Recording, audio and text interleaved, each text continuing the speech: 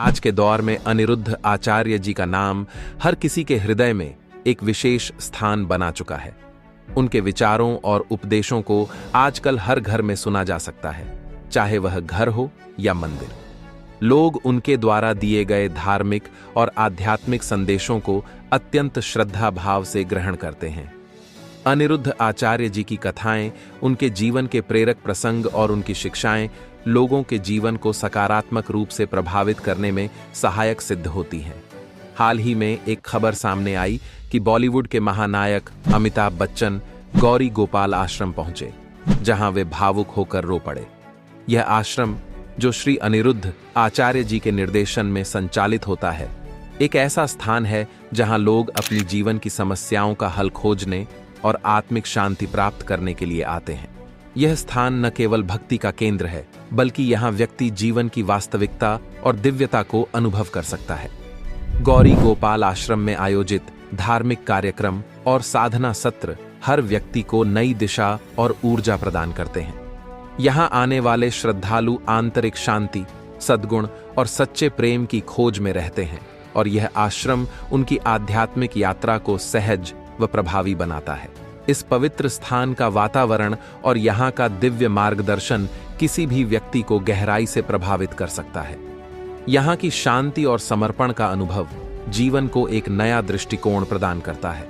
अनिरुद्ध आचार्य जी महाराज एक प्रसिद्ध भारतीय कथावाचक हैं, जिन्होंने अपनी मधुर वाणी से अनगिनत लोगों के जीवन को छुआ है। 27 सितंबर 1989 को मध्य प्रदेश के जबलपुर जिले के समीपस्थ रेणवाह गांव में जन्मे अनिरुद्ध आचार्य जी का झुकाव बचपन से ही भगवान कृष्ण की भक्ति की ओर था। उन्होंने छोटी उम्र में ही वेद, शास्त्र, पुराण और श्रीमद् भगवद गीता का अध्ययन प्रारंभ कर दिया था। वृंदावन धाम में रहकर उन्होंने रामानुज संप्रदाय और संत गिरिराज शास्त्री जी महाराज के सानिध्य में शिक्षा ग्रहण की। इसके पश्चात उन्होंने कथावाचक के रूप में अपनी आध्यात्मिक यात्रा आरंभ की और अपनी सरल तथा मनमोहक कथा शैली से लोगों को सनातन धर्म की ओर प्रेरित किया। आइए उनके जीवन पर एक गहरी दृष्टि डालते हैं और जानते हैं कि उनका जीवन कैसा रहा और अब कैसा है। अनिरुद्ध आचार्य जी ने भारत के विभिन्न राज्यों में 500 से अधिक कथाएं सुनाई हैं, और उनके श्रोताओं में समाज के हर वर्ग के लोग सम्मिलित हैं। वे हिंदू धर्म के अनुयायियों को धर्म के मार्ग पर चलने के लिए प्रेरित करते हैं। अनिरुद्ध आचार्य जी एक लोकप्रिय कथावाचक और प्रवचनकार हैं, जिन्हें आपने विभिन्न सोशल मीडिया प्लेटफॉर्म्स पर भी अवश्य देखा होगा। वे अपने प्रवचनों के माध्यम से जीवन की कठिनाइयों का सरल समाधान प्रस्तुत करते हैं। उनकी माताजी श्रीमती छायाबाई और पिता श्री राम नरेश तिवारी हैं।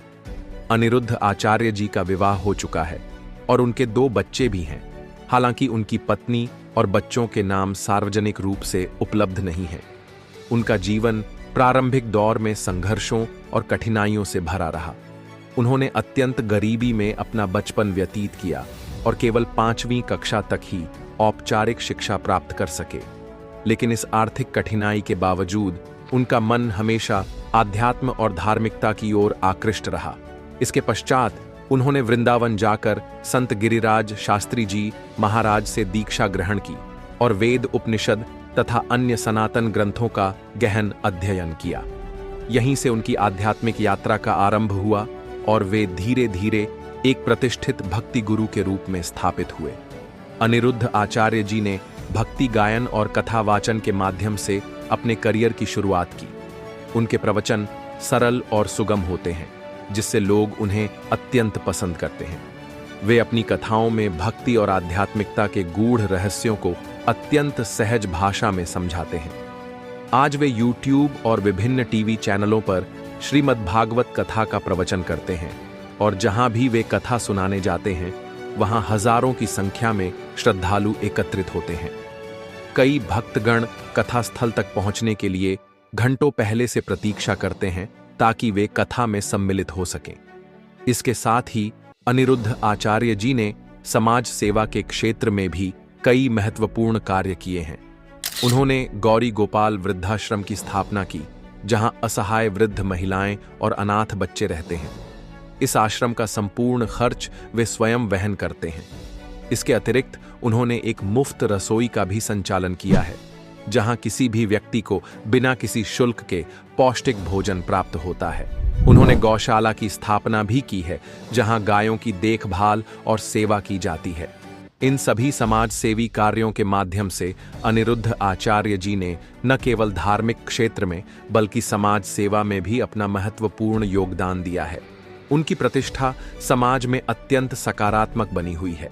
उनकी कथाओं की बुकिंग के लिए लोगों को महीनों पहले ही आवेदन करना पड़ता है और एक कथा के लिए वे लगभग 8 से 10 लाख रुपए का शुल्क लेते हैं। इसके अतिरिक्त वे अपने सोशल मीडिया प्लेटफॉर्म्स जैसे यूट्यूब, फेसबुक और इंस्टाग्राम से भी आय प्राप्त करते हैं।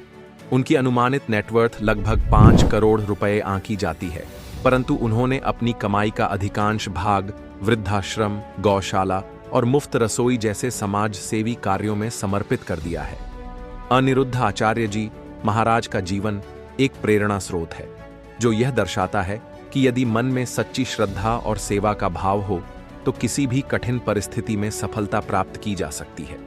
हाल ही में सोशल मीडिया पर यह खबर वायरल हो रही थी कि अमिताभ बच्चन जी अनिरुद्ध आचार्य जी के आश्रम पहुंचे और वहां भावुक होकर रो पड़े। लेकिन हम स्पष्ट करना चाहते हैं कि इस खबर में कोई सच्चाई नहीं है।